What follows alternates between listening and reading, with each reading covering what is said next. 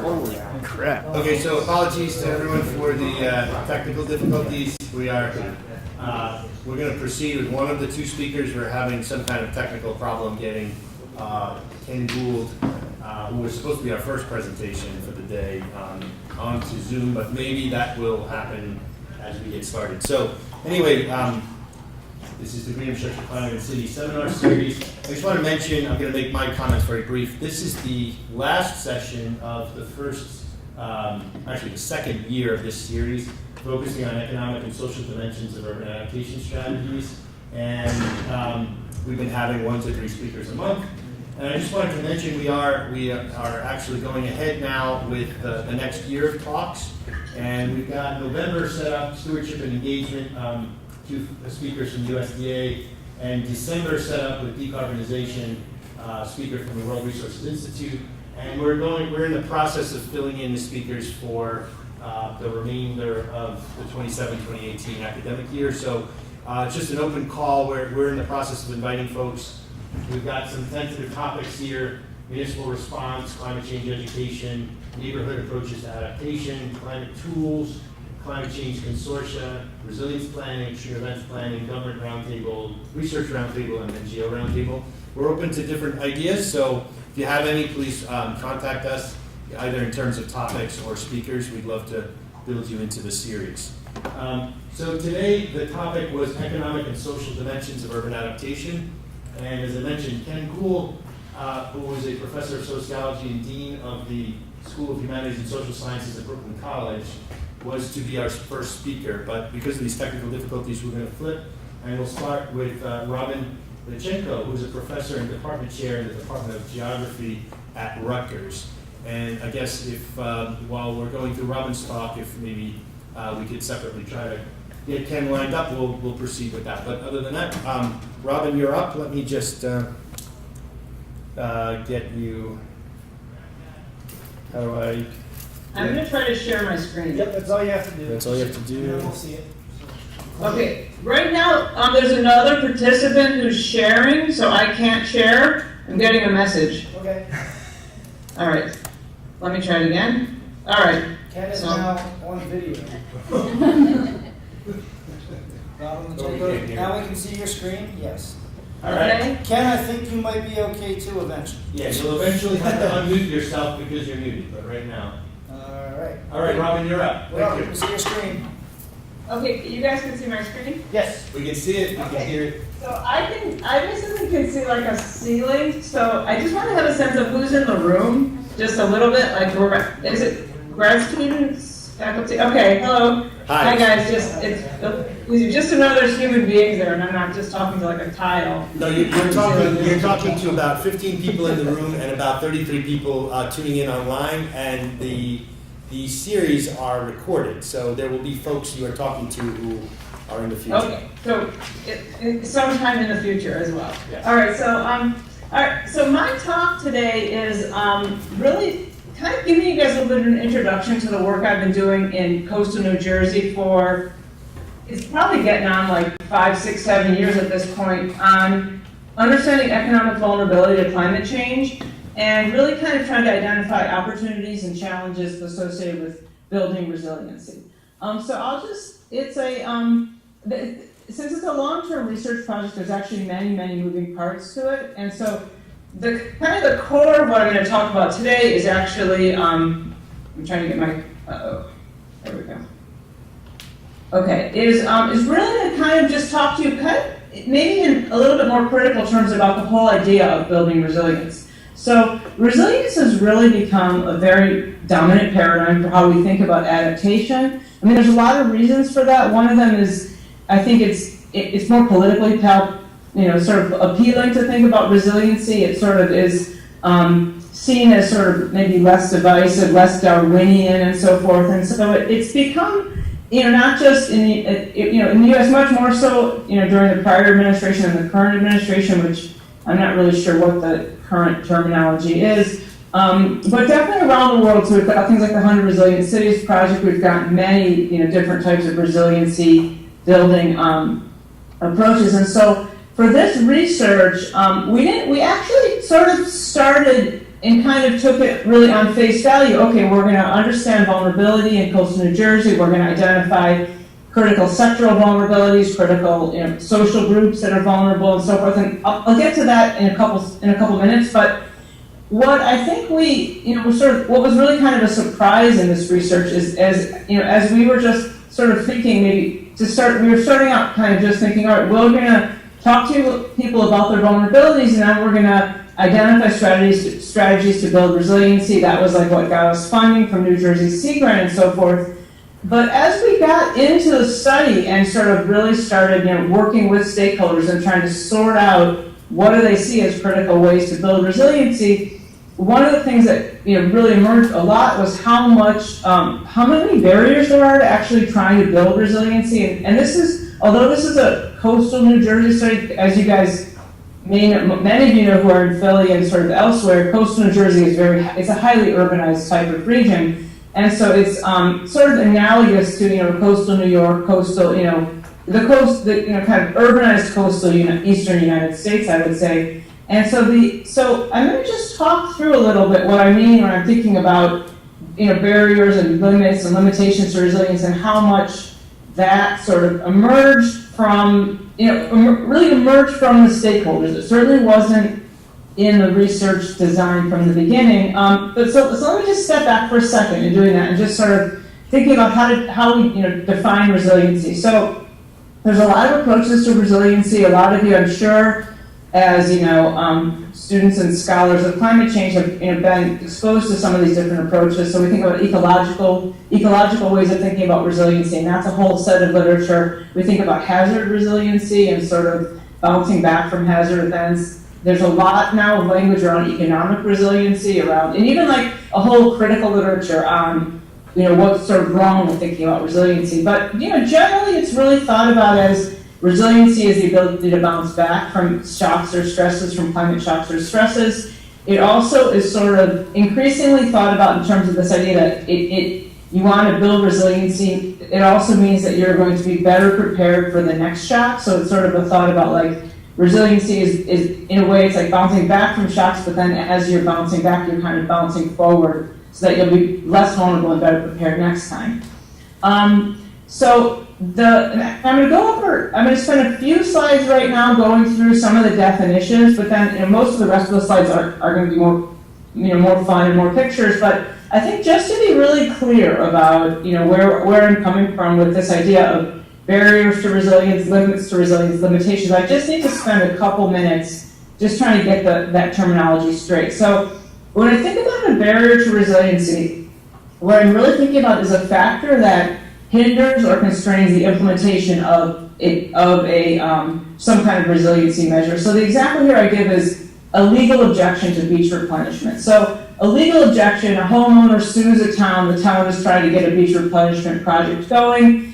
That's a barrier to having a resiliency action happen. It's kind of maybe a silly example, but it's a barrier. It can definitely be overcome. There's a way to overcome barriers. And so barriers, we often think about informational barriers. People aren't aware of the issues of climate change. And once they have the proper information, they'll be able to get over the barriers. The governance is structured wrong, so we're managing the coast in a way that isn't conducive to adapting to climate change. And we can change the management. New Jersey can change its laws. New York can change its laws. We can do things to get over barriers. We need to understand them. We need to specify them. But we have this ability to get over them. And so that's how we think about. I want us to think about barriers. In terms of limits, a limit is actually something different. It's really something that means that in the long run, resiliency efforts are going to be limited in their effectiveness. So beach replenishment, I'm just going to stick with that example. It definitely works in the short term. It sort of you come in, you replenish the beach. It sort of it's fine. It looks lovely for next year. Everyone's using it using it during the next season. The beach replenishment may last 4 or 5 years. They know that eventually the beach replenishment will kind of wash away. They'll have to do it again. But they also know that we can't just keep doing beach replenishment forever in an era of sea level rise. That we'll have sea level rise, a foot, 2 feet, 3 feet how much sea level, there's just a certain moment where that you're not going to keep replenishing that beach. You're going to have to abandon or do something, have a completely different way of managing. And so limits are really factors that are somewhat insurmountable, like they're, physical barriers. They can also be like economic barriers, like it's just too expensive. And so I think many of the ways that we talk about resiliency and building resiliency, it's often just simply economically not feasible. Like, where's the money going to come from? And I think, like, we have, a situation right now in Puerto Rico where it's sort of like there's an idea of building a much more resilient infrastructure, and it opens this possibility to build that. And I would argue, well, where is that funding going to come from in terms of like thinking about, and not just Puerto Rico, but ultimately every single low-lying coastal region is going to need to have, sort of a hardened infrastructure. And so that's what I mean by limits. Like, limits are sort of things that, they're sort of culturally defined. How much does society want to spend on particular places? And we could obviously go on a long tangent and talk about why we're spending less on Puerto Rico versus other parts of the United States, but I don't want to go there right now. But that's that's sort of like the limits aren't fixed forever, but they are maybe a much higher bar than just a barrier. And then finally, just thinking about limitations to resilience. So these are much more coming out of the critical literature on resiliency, where there's sort of an awareness of there's inherent shortcomings in many resiliency efforts. There's undesirable outcomes. There's sort of unfortunate, impacts. There may be environmental justice impacts. There may be impacts in terms of beach replenishment. It actually encourages people to keep developing and keep moving and keep sort of building in really highly exposed areas. So it's sort of the resiliency strategy, it may have an immediate successful kind of impact, but it doesn't really at all get at long-term drivers, the root causes and so forth of, what's creating vulnerabilities in the first place. So that suite of, from barriers to limits to limitations was sort of, I had to really kind of sort that out in the process of doing this research. And so I'll just talk to you a little bit about, step back again, just a little bit about what the research, just sort of a little bit of taste of the research and what we did. And then I'll come back and I'll talk in more detail about the kind of the barriers, limits, and so forth that we came across in working in New Jersey. So this, like I said, it was really something I started, I think I got the first funding to do this right around 2010, so well before Hurricane Sandy. People in, especially Ocean County, New Jersey, which is not, I can't imagine that, it might be, Ocean County might possibly be closer to you guys than it is to me. It's sort of, 90 miles or so from south of where I am, but probably that far east for you guys, or maybe perhaps even less, but it's certainly, a familiar place. It's sort of, it's kind of the iconic place in terms of Hurricane Sandy, with the roller coaster in the ocean, with the picture I have up.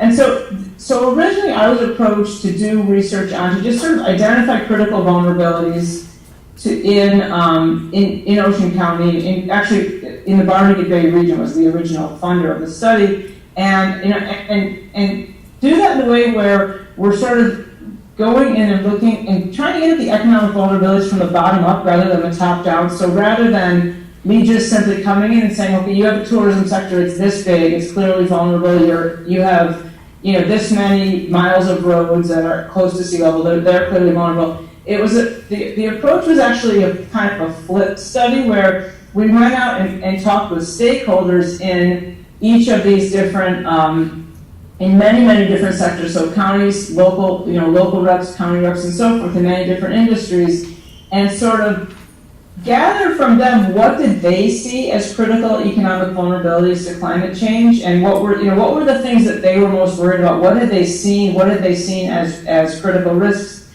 And then from there, one tangent of the study that I don't have time to go through today was to then try to quantify the economic costs associated with the things that the stakeholders felt were most critical. So that was sort of a primary step in the research. And then we went through and we did further engagement feedback and web-based interviews. And actually I have a student now, even like this, right now working on a dissertation where he's working on resilience strategies with communities. So it's sort of a not a lot of money in terms of a big funded study, but sort of a definitely a lot of effort going in, and a lot of different students who have played a role at various times in the project. So just a little bit, hurricanes. You guys are very familiar with Hurricane Sandy, so I won't talk too much about that one. The sea level rise projections are only getting more dramatic. So this is clearly a really vulnerable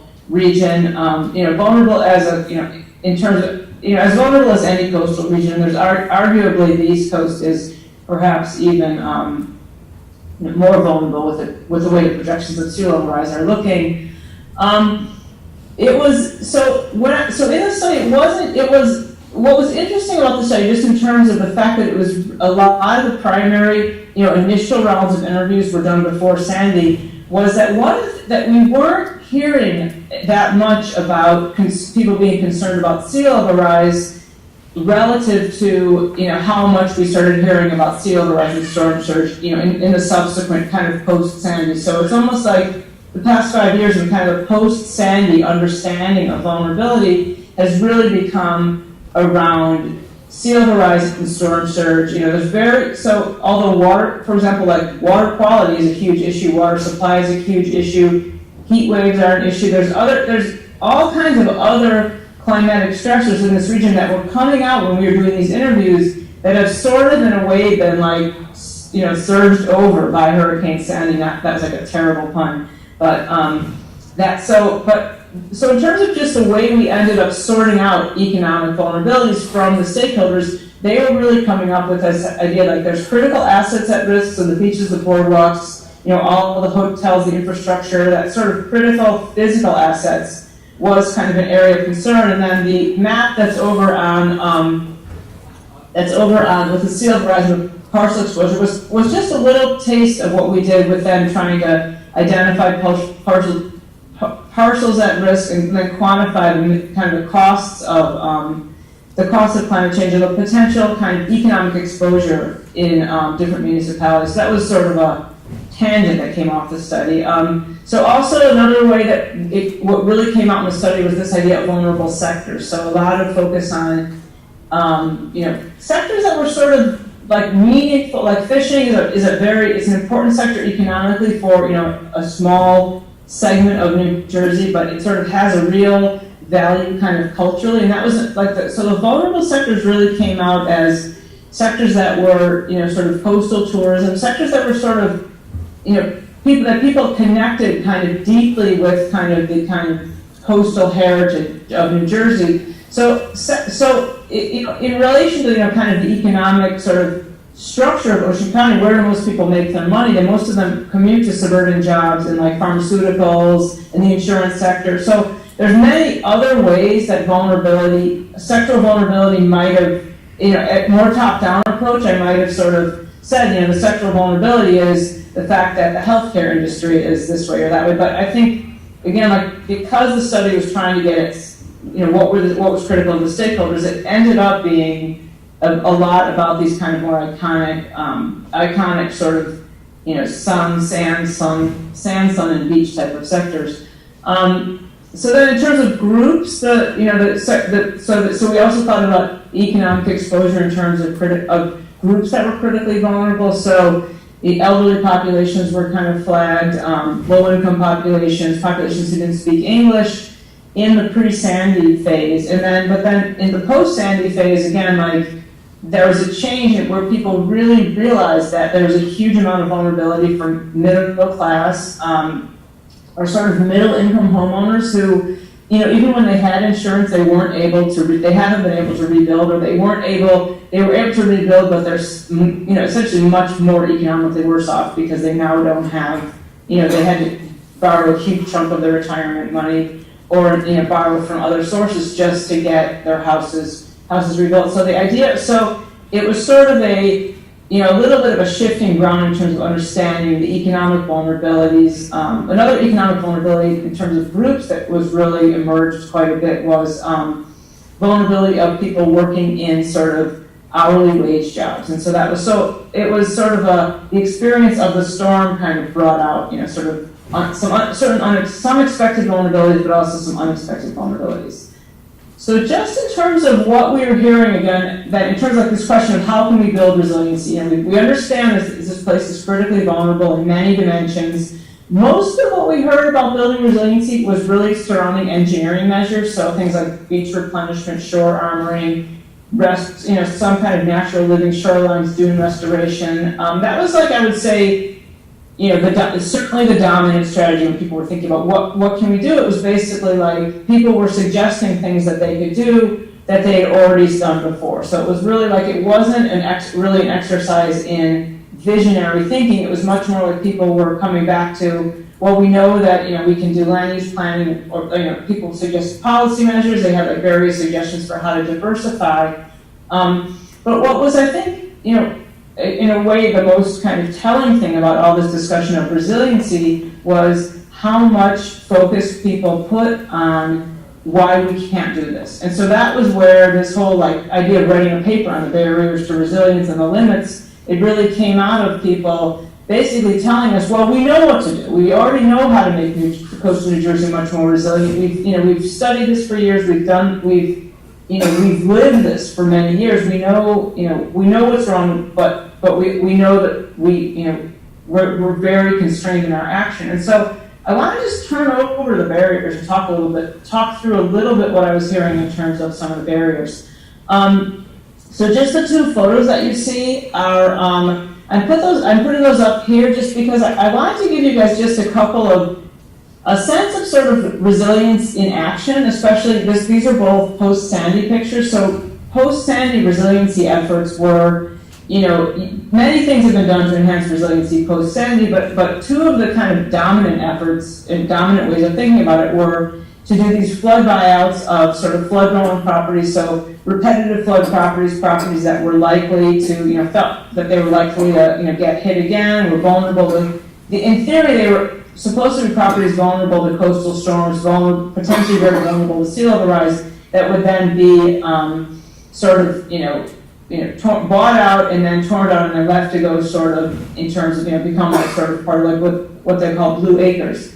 So that was sort of the one strategy. And then the other strategy that was sort of, has been sort of really, quite popular has been raising your house. And so part of the reason I'm bringing these two up is because the way that things played out in sort of theory versus reality is that where the buyouts happened were primarily not in coastal areas. They were primarily in areas that were basically inland areas. So Sayreville is 5, 6, 7 miles inland and experienced some of the storm surge, like that huge storm surge that went up the Raritan Bay. It was, I didn't point it out in the slide earlier, but it was there. That huge storm surge was, ended up causing a lot of flooding for inland communities where, and that was where there was much more interest in buyouts. In the coastal areas where they thought there would be a lot of interest in buyouts, which seemed like kind of obvious, you just had like, a 10-foot storm surge, why, don't you want to get your house out? And people really there wasn't, to my knowledge, really any uptake at all in buyouts. It was like, okay, if I can't rebuild, I'm going to sell my property, and someone else with a lot more money can then rebuild and build, in a higher, build it much higher, build stronger, build. So it was sort of a, this is something I haven't studied, so it's much more anecdotal, but this idea of, sort of a little bit of like post-disaster gentrification has been going on in coastal New Jersey. But I just sort of definitely see that in sort of the pattern of the way resilience is being constructed. And I'm not working on that topic in coastal New Jersey, but it's definitely a huge thing in New York City. I know that at the moment from another project that I don't have time to talk about.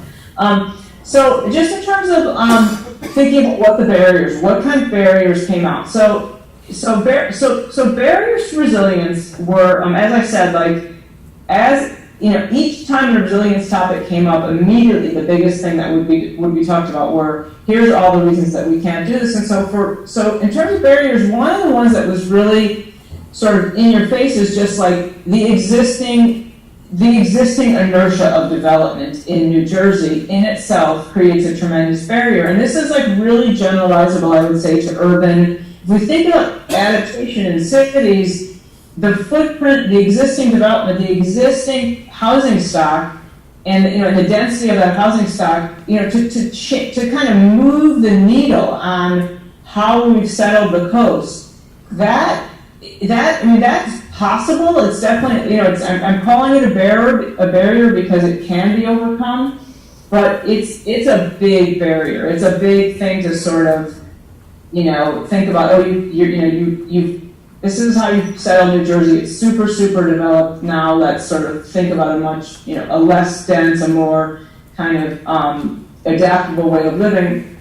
And the high coastal property values are, kind of reinforce that. And that back to the case of what was going on with why there were buyouts and why there were, people raising their houses. And it was definitely like a property value dynamic going on there that if people felt like they could get value, even if they couldn't live there anymore, because they personally couldn't rebuild on the coast, they knew that they could sell that piece of land to someone other than the city, and who would be able to sort of do that. And so again, like eventually we're going to have to kind of face the music with sea level rise getting to a point where there's potentially these places won't be it'll just be too expensive to live there, and we certainly.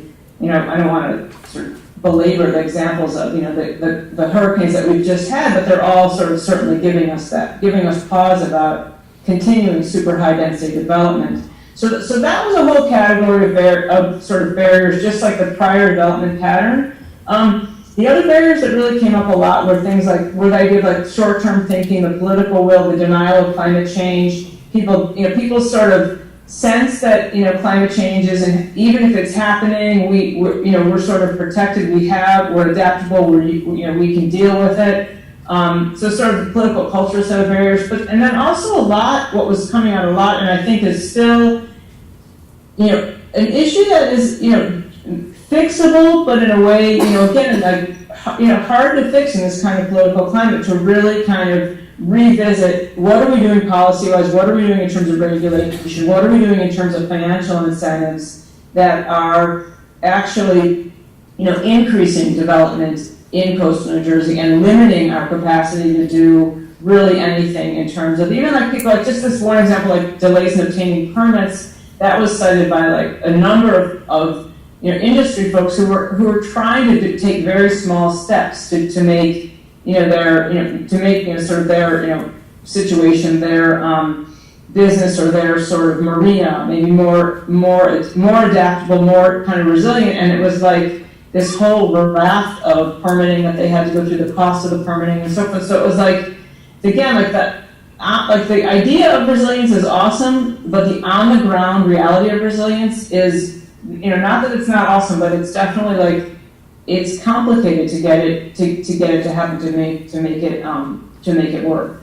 So just prior development, I kind of already talked through this, so I won't spend too much time. But just this idea of if the place was much less developed, and this is like a typical picture of what coastal New Jersey looks like. It's wall to wall development, and so if it wasn't, if everything wasn't crammed in, if everything wasn't wall to wall, there all of these ideas of rolling easements, of all these really innovative and thoughtful strategies about how to make these regions resilient, would be much more feasible if we weren't, or if we hadn't already made decisions, decades and decades ago to develop things in this way. So partner development, a critical one.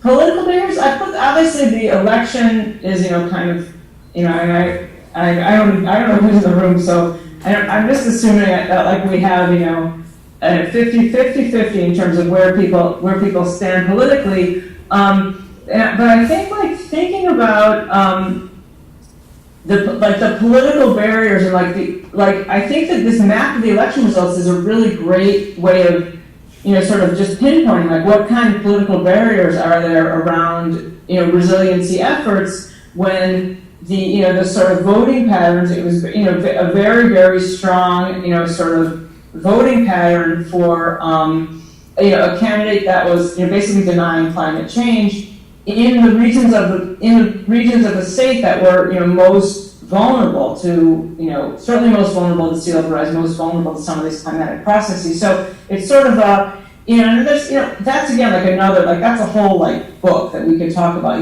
climate communication, public perception, and what's going on behind that. But just in terms of some, like when I was talking with my students who live in Ocean County about, what's the deal? This was in my climate change and society class, so it was like in a proper place to say, what's the deal with the voting in Ocean County, especially in these municipalities that were so hard hit with Sandy, that are dealing with, nuisance flooding, or dealing with sea level rise. And one of the interesting responses that I got was that the regulations that were put in place after Sandy have been really, really expensive for homeowners. So requirements to rebuild and raise the property when they rebuild, like there was sort of a sense of people being just like that again, like another way of thinking about the barrier to action, that people were being asked to do things that they couldn't afford to do, and they couldn't, so it was almost like the idea of building resiliency in a way that it wasn't feasible culturally, socially, economically for the people living there. And so the rejection of an approach that sort of is going with sensible climate policies, or whatever you might want to call it. So I think like thinking about the political barriers is much more nuanced than we think about with either you're a climate denier or you're someone who believes in the science of climate change, and that's kind of where it stops. But some of the specifics that we heard were things like the short-term political cycle relative to climate change and so forth. So we heard. In the study, we heard, a variety of political barriers, but then they sort of popped out as well. And then also, like, a lot of discussion about regulatory barriers, like the way New Jersey regulates housing, the way it regulates, the way it's regulating kind of rebuilding, post-storm rebuilding. So there's sort of like this sense of like that there's, again, like kind of a huge disconnect between how we want the coast to look. We want the coast to be resilient, but we've got a set of regulations in place that basically dictate how people can rebuild, what they can do, and so again, like that sort of regulatory kind of, disconnect or regulatory contradiction came out a bit. So I won't spend a lot of time in terms of on limits and limitations, but just some of the remember, limits and limitations are things that really either can't be overcome or are, sort of really problematic consequences. So I think armoring on the coastline, I know we have some engineers in the room, armoring the coastline, yeah, it does definitely block the water, but it's tremendously sort of transformative for sort of the geomorphology otherwise, and in ways that are not necessarily very productive. So shore armoring has been kind of our go-to strategy, and many other communities in New Jersey now want shore armoring, but the record of shore armoring isn't. Inherently it has its limits. Limitations, beach nourishment in itself being like as I already said earlier. These policies, beach nourishment, among the many policies that sort of, encourage future development and encourage, sort of additional development, even though the policy is sort of inherently, only going to last a certain amount and is only going to be feasible for a certain amount of time. Other, sort of other things like I didn't really, again, this is like another, sort of large and significant topic that we could go into, but in terms of thinking about how real estate markets are affected by the way that we do flood insurance. I mean, that's a huge nut in terms of making coastal New Jersey resilient, making the coastal anywhere in the coastal U.S. and in fact, I would even say anywhere that's flood vulnerable in the U.S. The way we're doing flood insurance right now is essentially creates incentives to rebuild in highly vulnerable areas, and so that's sort of that's something that is, in a way, I think it's a limitation in terms of it's like this perverse incentive, but that was certainly coming out quite a bit. But it certainly could be changed, so maybe it's a barrier more than a limitation, but at this moment, it's definitely having, I would argue very detrimental effects. So there's certainly more I could say. I have a paper I could share actually that this one's already been published. But I think one of the things that was also kind of interesting that I wanted to just sort of end with in thinking about the discussions and where the discussions went and how the process went was that the discussions about barriers to resilience were actually we had to work through those discussions for people to actually start to sort of say, maybe we really need to do something differently. It was almost like having it run through people's heads, like, okay, what can we do to make New Jersey more resilient? And they kind of went through all the standard things we can do, and then they went through all the standard reasons we can't do those things to sort of hit this moment of like, okay, wait, we actually need a different approach. We need to think about regional planning. We need to think about, how we have the way we sort of control land use in New Jersey. The separation of all these tiny towns, the zoning laws, those are all things that we can.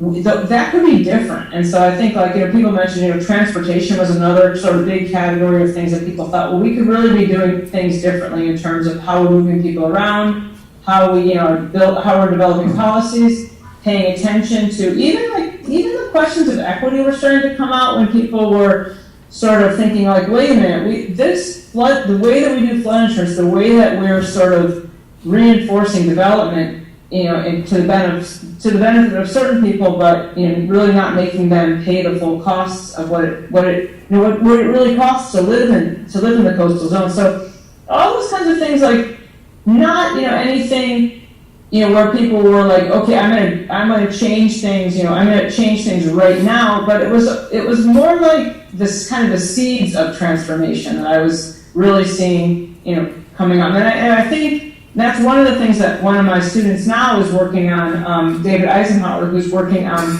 really trying to think about, with coastal resilience and community resilience, and then sort of pathways for doing things differently, for kind of imagining a different, imagining coastal New Jersey in a different way.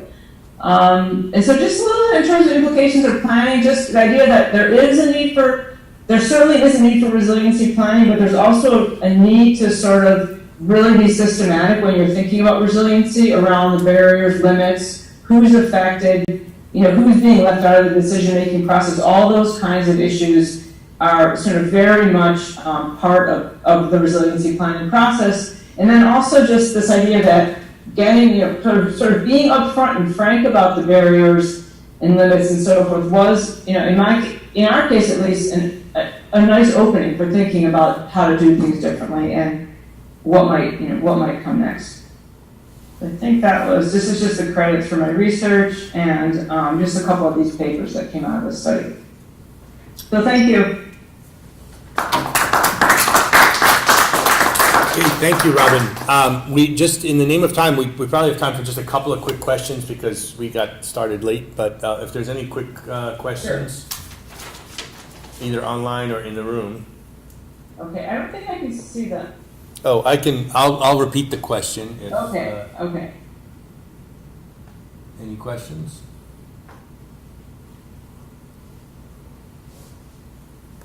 Anybody online with a question?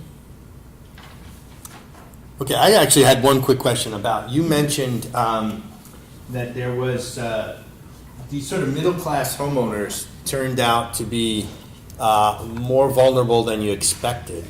Could you just say a little bit more about what that, what was the cause and effect? Was it tied to what you said about, say, flood insurance, or, presumably, whether you were middle class or not middle class, if you were in a flood-prone area, you were required to have flood insurance, right? So, yeah. But okay. Did you have to get rid of your retirement before you could get the payout, or what was that all about?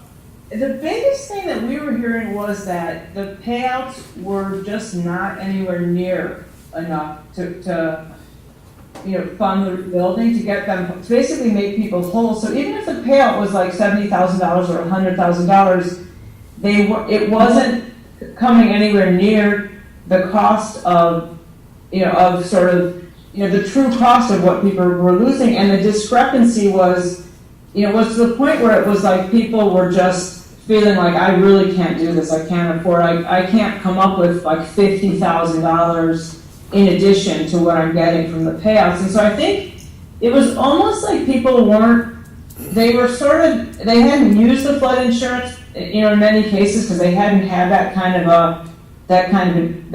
an event. And so I think they sort of thought that the flood insurance was going to cover much more than it covered. I think that was a large case, and there was delays in the payoff. There were all kinds of other issues, but I think that sort of fundamental assumption that this is going to make you whole. And I think I've been thinking actually a lot about what's going on in Florida, Houston, Puerto Rico, and so forth, and people's sense of like the kind of the unhappiness and dissatisfaction over Sandy, 5 years out, Katrina 10 years out. I think part of that really is this idea that you're really not whole. You're not made whole even really close from the insurance that you've been paying for all these years. It's not nearly as generous as you might assume. Interesting. Okay, so I guess we'll unfortunately have to leave it at that for now, but I'm sure we can have folks get in touch with you afterwards. Thank you, Robin. Nope. All right, so I'm going to stop sharing. All right, yeah, let's see. Ken, can you start sharing? And unmute yourself if you haven't not. There we go. We got you. And we can hear you, so you're up. Great. Thank you very much. Good. Okay. So I'm going to draw on this notion that Robin raised of post-disaster gentrification, because my talk is all about gentrification. And it's interesting, I'm also doing research in Barbuda right now, and you're actually seeing the development of post-disaster gentrification in Barbuda. So it's definitely a thing. It's part of disaster capitalism, and we should all be paying attention to that. But let me move on this, because that's what we're about today. So I want to talk to you a little bit about where this book that Tammy Lewis and I wrote comes from. We've been focusing on Brooklyn since 2007, and two things you see. We didn't want to write this book. This was not what we're doing at the time, but we couldn't stop noticing the two primary things going on in Brooklyn over the last 10 years, which is one, urban greening. This was Mayor Bloomberg's big initiative, and you saw the development of green spaces, remediation of brownfield sites, the creation of bike lanes, bike share, right? Urban greening was an obvious thing happening in Brooklyn, and also unbelievable levels of gentrification. You could actually stand on the street corner and watch it gentrify during the course of a day, and it was really kind of remarkable. And so we were noticing the confluence of these two things, and started to see a relationship between them, and we developed what we call this concept of green gentrification. Right? When you see something new and green, gentrification is likely to follow. And during the same time, we were developing an urban sustainability program at Brooklyn College, and we were taking students on field trips to places like the Gowanus Canal and Brooklyn Bridge Park and Prospect Park, and we were watching this phenomenon of the greening generating gentrification. And so what we bring to this study is both an environmental justice lens. We've both done work in environmental justice, and starting to look at who gets the environmental good. So what we're looking at is the benefactors of environmental privilege. So this research really came together organically and developed into what turned out to be a short book. Okay.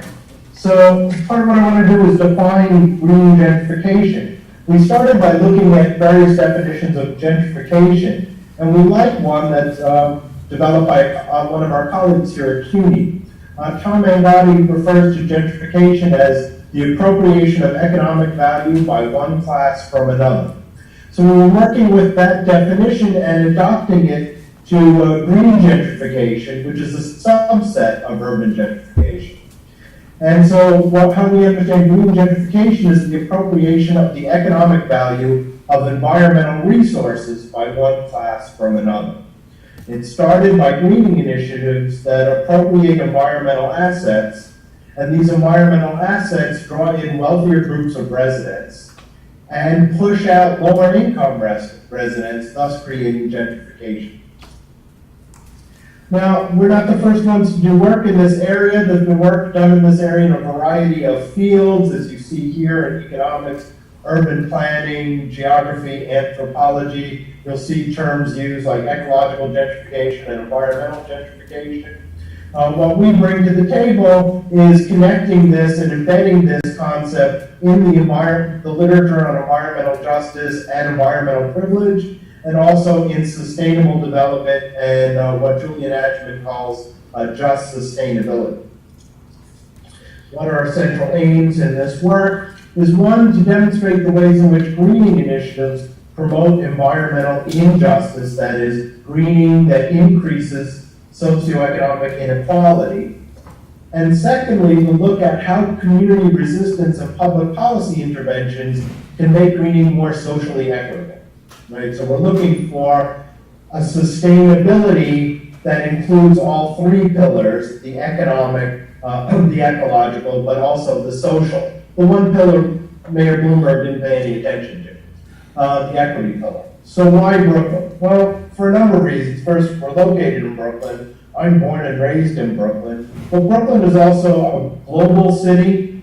It's a green city. It's a gentrifying city. It's a large city. Brooklyn by itself would be the fourth largest city in the United States, compared to much smaller cities, like you probably heard of Manhattan, which has 1.4 million people, it's about the size of San Antonio, Texas. It's also a remarkably racially and ethnically diverse city, while simultaneously a highly segregated city. And it's a hip and trendy city. It's arguably the hottest place name in real estate in the world right now. This map on that you're seeing on the left is racial and ethnic geography of Brooklyn, where green represents white, blue represents black, red represents Hispanic, and yellow represents Asian, and the density of the color represents the density of those concentrations. You can see very clearly that Brooklyn, while wildly diverse, is incredibly segregated. So when looking at green gentrification, we're looking at a few different types. One comes from the restoration of existing green spaces that have gone into disuse, become social hazards that are being restored.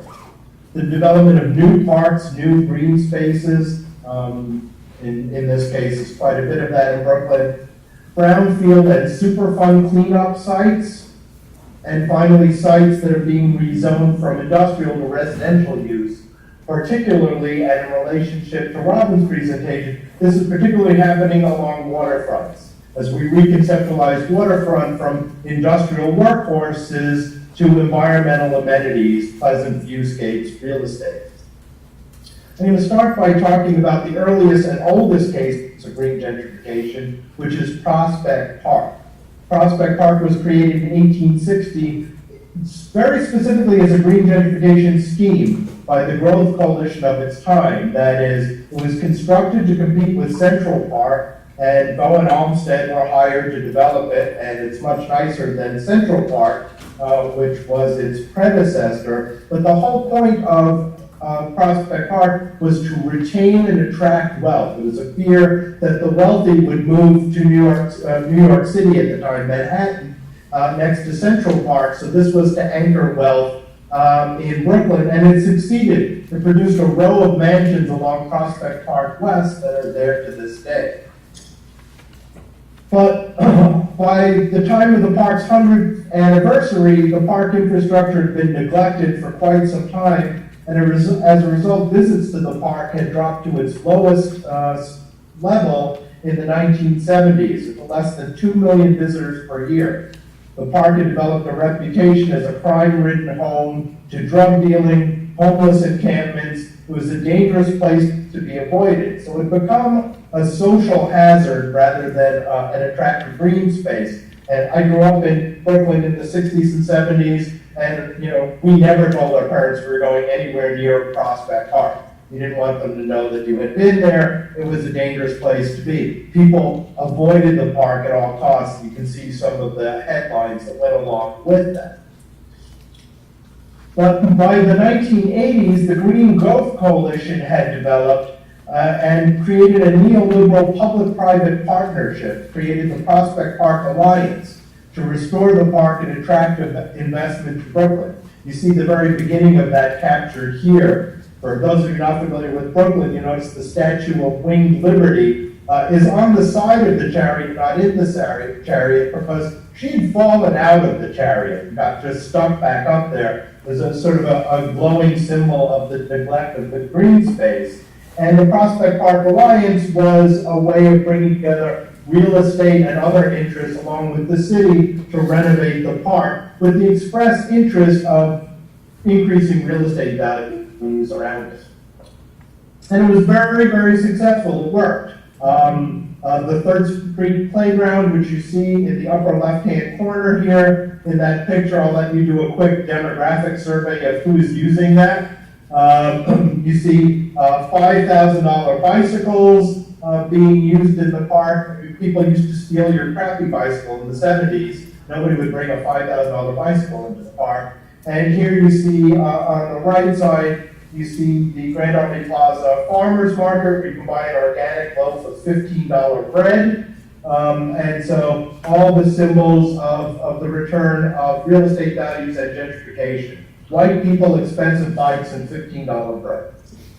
Okay, and here's what that spurred. It was very effective. This is Richard Meyer on Prospect Park. It was one of these giant developments right across the street from the park. And you can see that it's being sold specifically as as being next to a green amenity, right? So Corcoran Group here is selling this. I'll come back to Corcoran Group later.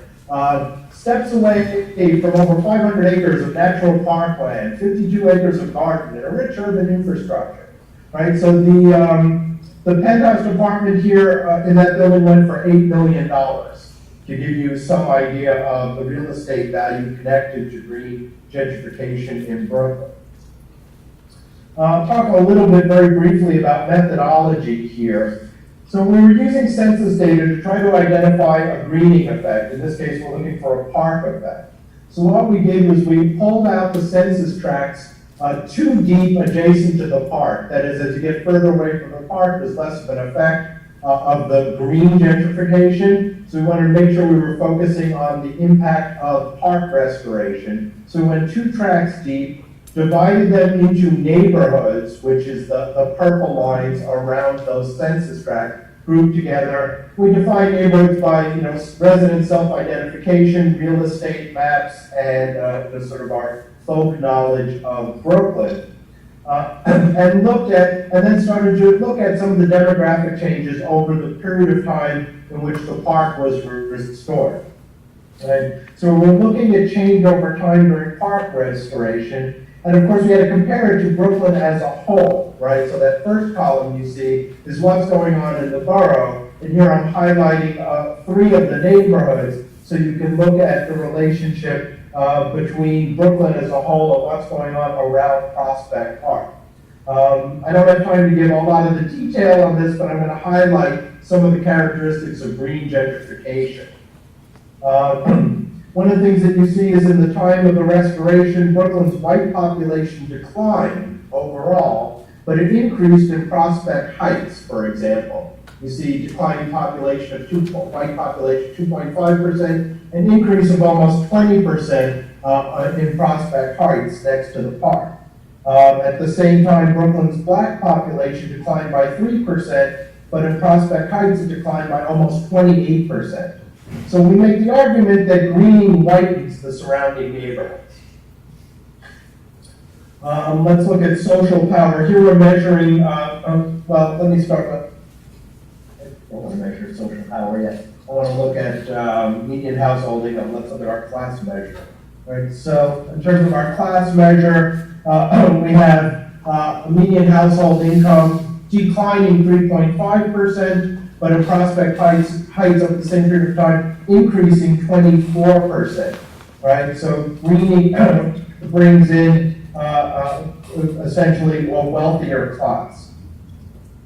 In terms of social power, in Brooklyn as a whole, 11.8% have bachelor's degrees or more. In Prospect Heights, you have this going up to 20%. So it brings in the educated. And finally, in terms of median rents in Brooklyn rose by 25%. So you have a high degree of increase of housing costs in Brooklyn overall, but in Prospect Heights it goes up 41%, which is the ultimate outcome of the greening. It raises the cost of living in the neighborhood and therefore pushes out lower income residents. There's obviously a lot more nuance in this, but I don't have time to talk about that, so I won't. Let me talk about the next case. Different kind of development. This is a Brooklyn Bridge Park, what we're calling hyper-gentrification, or in some of the literature we're starting to refer to it as super hyper-gentrification. We're running out of adverbs for this. So what do we get? We get our next case represents this hyper-gentrification in which an already very wealthy community, the wealthiest community in Brooklyn, drew an environmental amenity, right? So Brooklyn Bridge Park, Mayor Bloomberg's signature destination park, is the largest additional green space to New York City in 100 years, and it went into the wealthiest neighborhood in Brooklyn. I know these look like artist renderings, especially the one on the right, but it's actually just a photo I took. Brooklyn Bridge Park is really quite remarkable. Let me just look at some pictures of what this is. Right. No expense has been spared in terms of amenities. It's another neoliberal public-private partnership in that it's a consortium of real estate developers and the city that came together to produce this. There's a whole issue with the basketball court, the lower right-hand side. The new residents are concerned that basketball courts bring in the wrong kind of people, quote, and so they're looking to take those out and replace them with tennis courts. Okay. Now, Brooklyn Bridge Park, if you look at the data highlights, the median income for Brooklyn Heights, this area, was more than double that of Brooklyn as a whole to begin with. Right? It had double the rate of college graduates. Over 77% of residents have bachelor's degree. Home ownership, home values, rents are all higher than Brooklyn as a whole. Because it's one of the wealthiest neighborhoods in Brooklyn, we don't see a tremendous gentrification effect. What we're seeing here is instead environmental privilege, that is giving green amenities to the wealthiest individuals. Here you can see an ad for this. As it was being constructed, you can see expansive townhomes starting price from the 2 millions. You should know that the 2 millions are for the condos that don't have a harbor view, don't view the park, they view the Brooklyn Queens Expressway on the other side of this. The ones in the front go for upwards of 8 million. Jay-Z and Beyonce just bought one. And so the rest of this neighborhood where the park is has now been slated for luxury condo development. Long Island College Hospital, the only local community hospital, was shut down, torn down, is being replaced by a 30-story condo tower.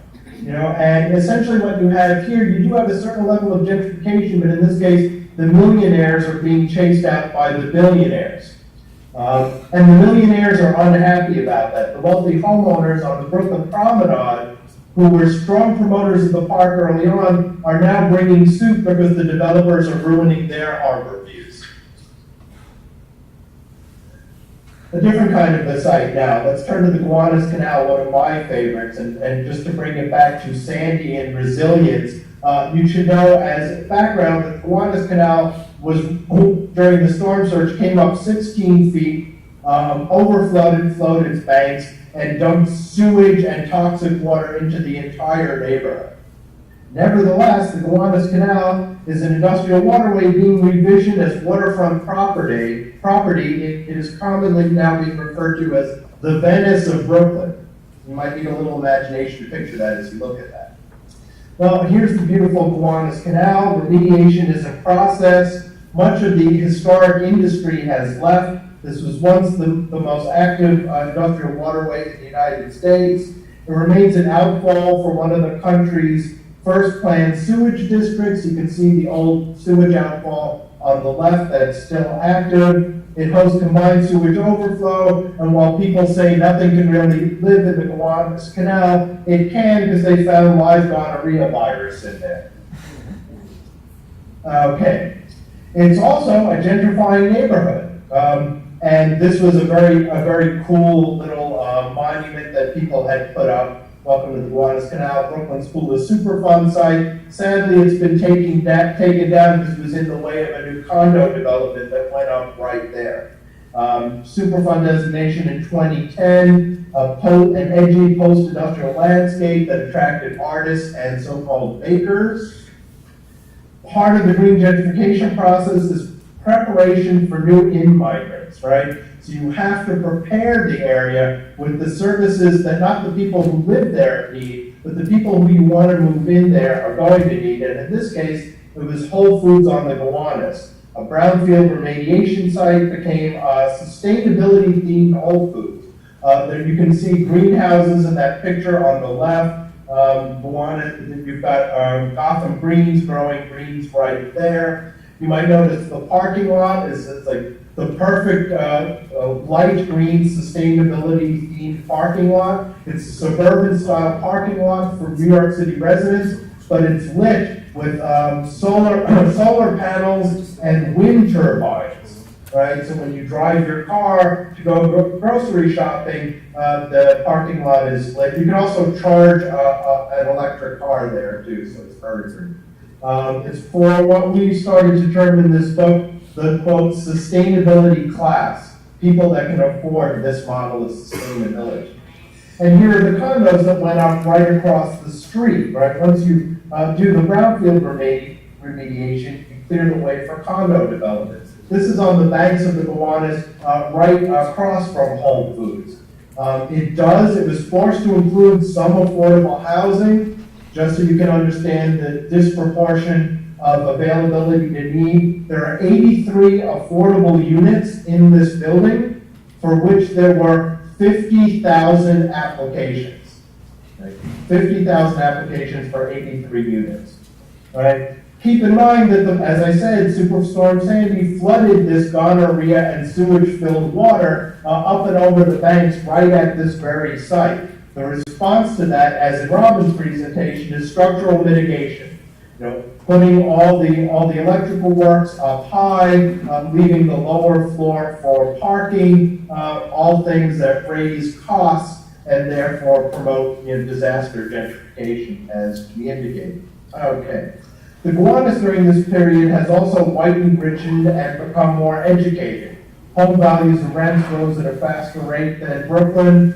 As a whole, it's become less black at more than 4 times the rate of the rest of Brooklyn. The value of a house in this neighborhood rose 221% from 1990 to 2014. In Brooklyn as a whole during that period, it was only 66%. The value of rents rose 83%, almost double that of Brooklyn as a whole. And this is what the new Gowanus will look like. What had been a multiracial working class neighborhood is now being replaced with this. And I used to say that bagels and yoga places, yoga studios, were the indicators of gentrification, but now I've gone with the yuppie puppy, right? It's doggy daycare is the surest sign of gentrification. This was a community where people couldn't afford to pay for daycare for their children, and in the new green Gowanus, people will be able to pay for daycare for their animals. But there is resistance, and the last 2 cases look at contested spaces where gentrification is a politically charged issue. The first is the Williamford Greenpoint waterfront. In 2005, Mayor Bloomberg announced a redevelopment of the waterfront. This is a rezoning from industrial to residential, right? So this is densification of the urban population in the flood zone areas, right, of New York City. The community, in response to this rezoning initiative, mobilized and demanded 2 things: green space and access to the waterfront, and affordable housing as a bulwark against displacement. So in this case, greening emerged because of community demands. I'm going to focus on Bushwick Inlet Park. Bushwick Inlet Park was promised to be a 28-acre green space as part of this negotiation with the community. It's been over 10 years since the rezoning, and this is the entire park. It's 6 acres, most of which is field turf, right? As you can see on the left, On one side, it's bordered by the condo towers, which have gone up. On the right side, you see it's bordered by a giant, what turns out to be a storage building. The city was supposed to buy that storage building, and I'll tell you more about that in a minute, but the owners asked $200 million for that property. Why? Because the rezoning plan went in first, and the city is now a bidder against other bidders who are looking to build condo towers. Here you can see on the left, this is a picture of the park. It's hard to see the park in there. You see the condo towers on the right. You see the city storage building, the white and blue striped building. And on the other side, also part of what's supposed to be this park, is the Bay Oil storage tanks, which the city has purchased, but is going to be an expensive brownfield remediation project. Right? On the right-hand side, right slide, you see community protest against the towers development without the development of the park that was promised. In this case, the condo towers went up first. There's been groundbreaking now on some of the affordable housing, but that's far too late to prevent displacement, right? When the condo towers went in and rents went up and our housing costs went up, the community was already displaced. The affordable housing wasn't there for people to move into. When the affordable housing is opened up and made available, people who move into it won't necessarily be the people who were displaced from the neighborhood. After all, demand for affordable housing far exceeds what can be met. About a year ago, the city finally bought the city storage building for a mere $160 million and can finally finish the Bushwick Inlet Park. But it's important to keep in mind here that sequencing really matters because the displacement has happened. So when Bushwick Inlet Park is finally built, it will serve the new wealthy white residents of this community and not the displaced, largely Hispanic population that has since been forced out. So our last case on our last side is Sunset Park. And that's a community that's organized and mobilized to fight gentrification. It hosts a number of community organizations, one of which is basically a 50-year-old Puerto Rican organization, which has been actively fighting gentrification. You can see some of the elements of that here in this slide. They got a green space known as Bush Terminal Park, and this originated with community demands for a green space. The argument was this is a community, it's an environmental justice community that bears a disproportionate share of the toxic burden in Brooklyn because of its industry, because of its historic legacy, but it had no green space, no access to the waterfront, and they demanded this and they won.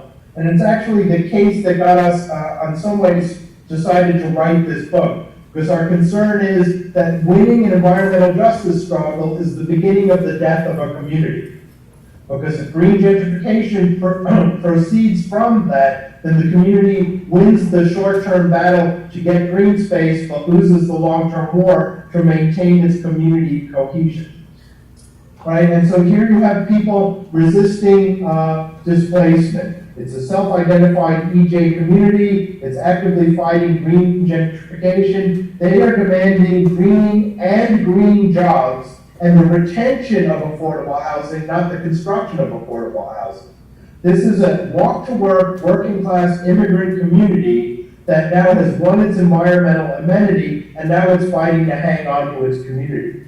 It's threatened by recent developments such as Industry City, which is essentially a developer has established a creative class beachhead with commercial enterprises aimed at a gentrifying constituency of makers. You can see that represented in the slide on the lower right-hand side. It's essentially the Whole Foods of Sunset Park.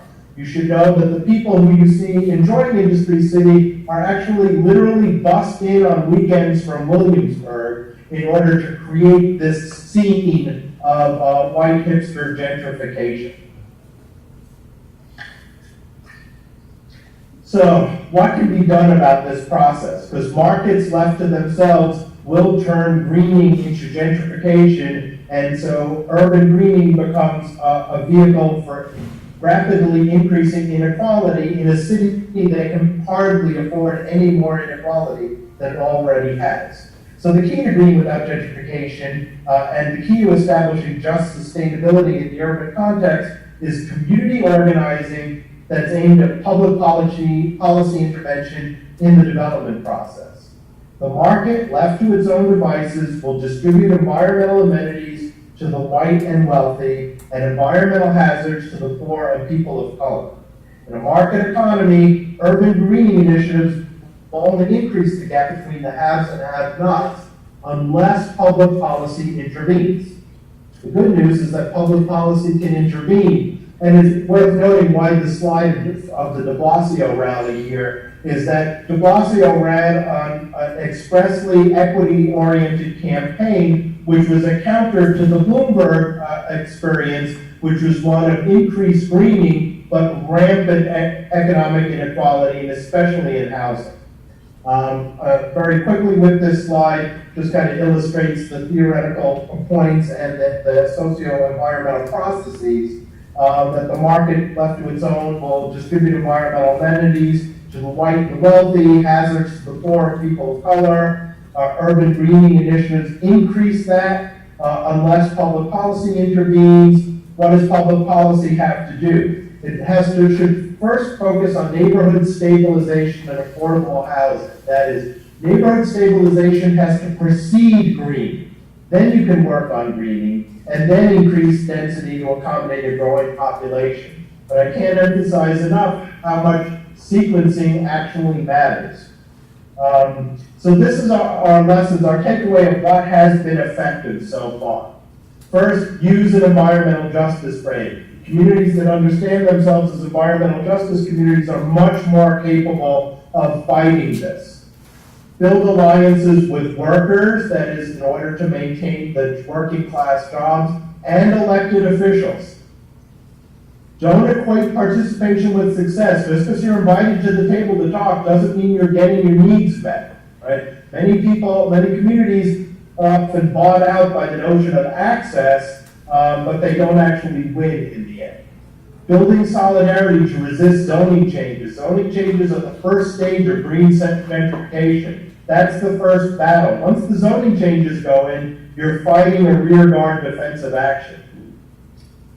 Communities need to generate alternative visions for green spaces and jobs. That is, communities that are ready to go with a community plan, rather than resisting something somebody from outside is imposing upon them. They have to be proactively proposing what is our green vision for working class jobs, for affordable housing, and for green amenities in the urban context. If areas are rezoned, fight for affordable housing and local residents' priority for that housing. That is, it can't be a citywide lottery for affordable housing. The people who are facing displacement have to have first priority for any new affordable housing that's constructed. And again, sequencing matters. Secure affordable housing and working class jobs before greening begins. The greening triggers the increase in the real estate values, and that's the problem. When promises are made, obviously follow up and monitor. This requires eternal vigilance because the market is always going to want to parlay urban green amenities into increased real estate values. Finally, stay organized, stay mobilized, and stay vigilant. Thanks. Thanks, Ken. Let's see if we have any questions.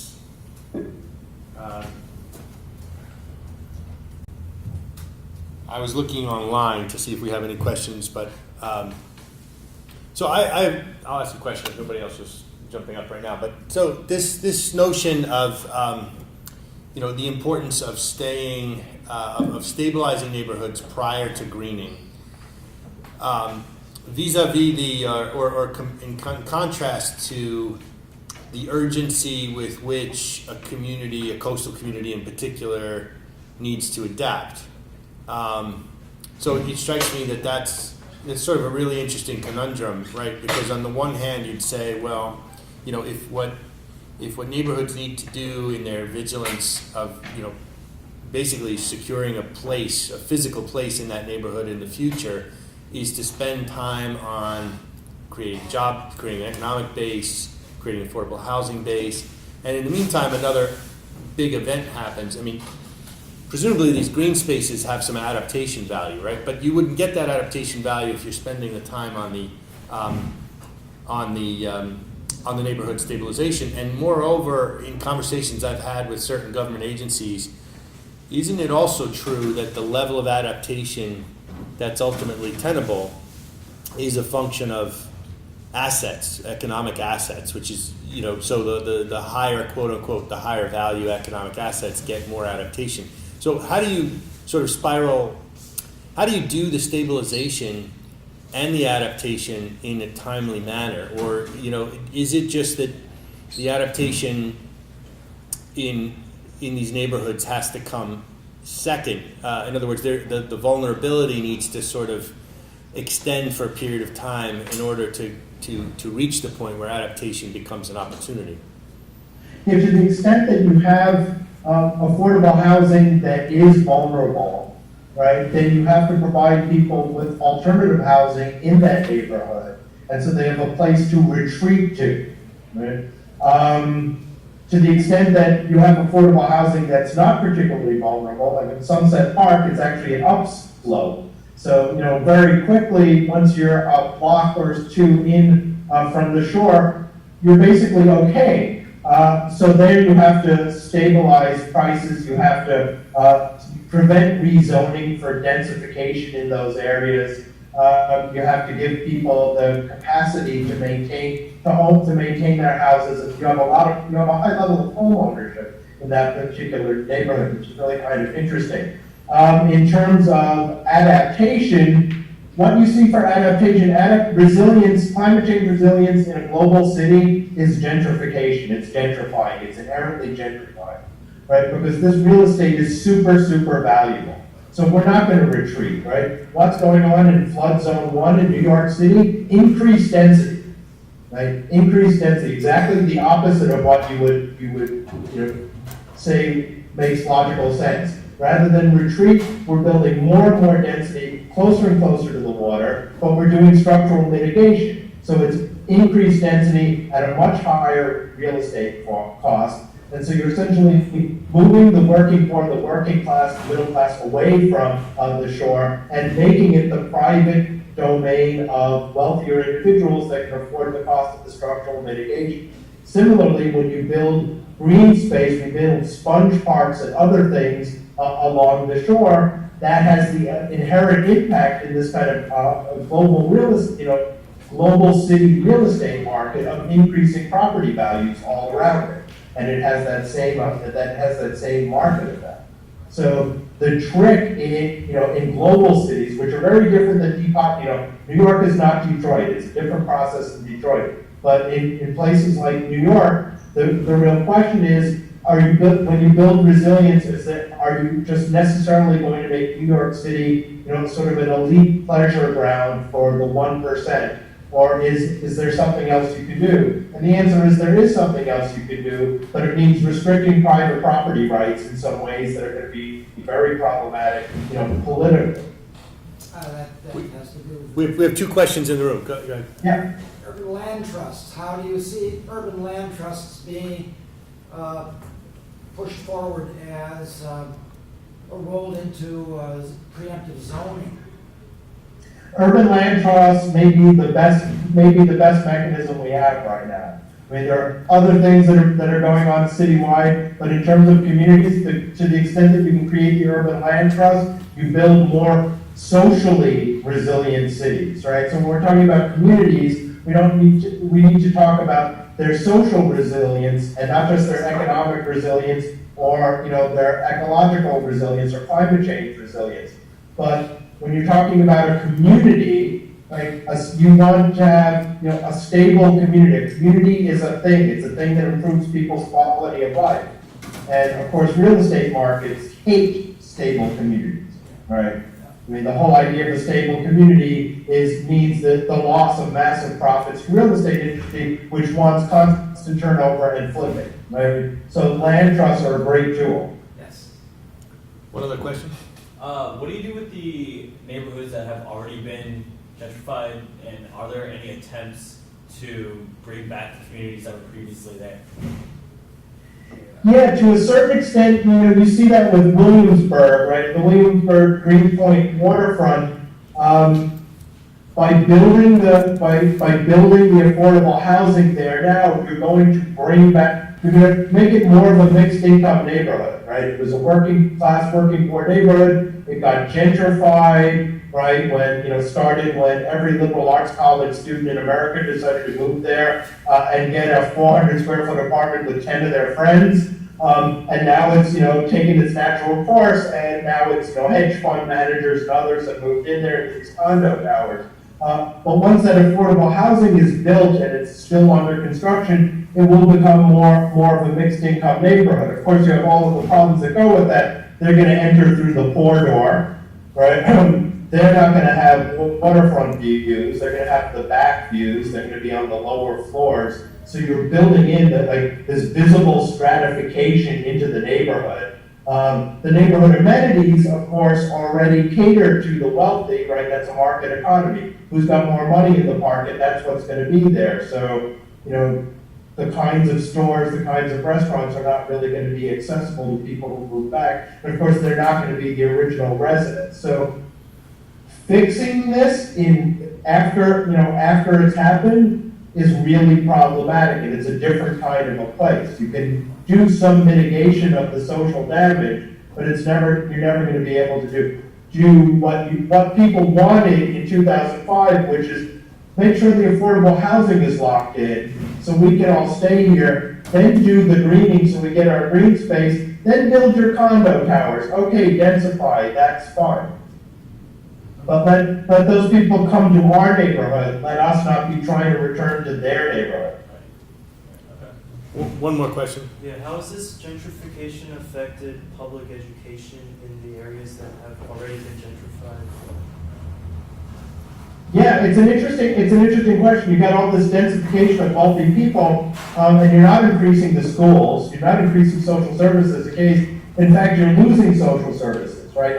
When you convert a hospital to a condo tower, everybody's ambulance travel time to a hospital goes up, so people will die as a result of that. In terms of schools, a lot of people moving into these condo towers are also sending their kids to private school, right? And so I don't want to get into a whole conversation of what's the problem with private schools in New York City. The positive end of this is that you could get more money into each individual public school, certainly through the parent-teacher associations, which is where we get all our inequality in the public schools in New York City, or a big portion of it. On the other hand, that only benefits everybody if you can generate this mixed income neighborhood. So you have two things. You have wealthy people sending their kids to private schools. We have wealthy people taking over the local public school, and then it's nicely funded for the first time, but people, poor people, working class, people of color are not in the school anymore. Interesting.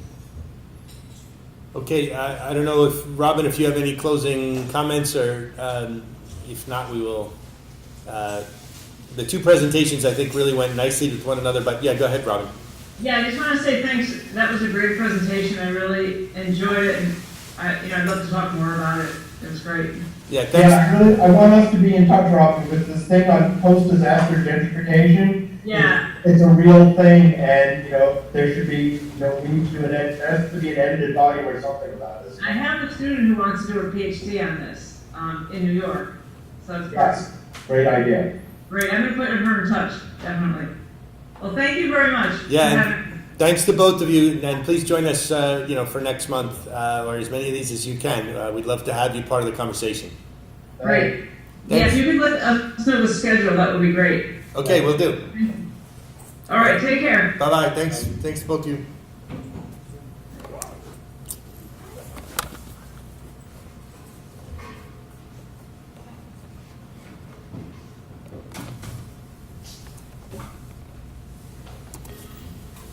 Very good. Good to see We you. got through it. Thanks for hanging in there to the end, both of you. Yeah.